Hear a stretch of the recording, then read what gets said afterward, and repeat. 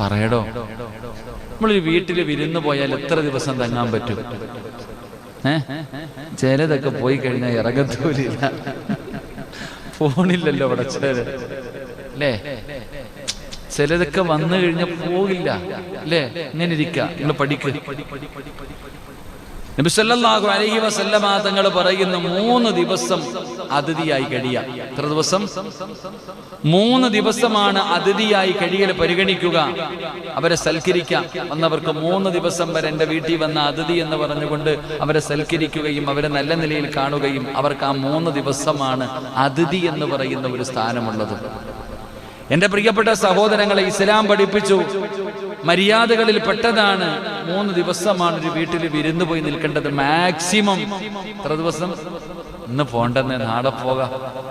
ഒരു സ്നേഹം കൊണ്ട് പറയും, ഇത്ര ഒരു വന്നേൽ ഇന്ന് പോണ്ട, നാളെ പോകാം. വേണ്ട, നാളെ പോണ്ട, ഒറ്റ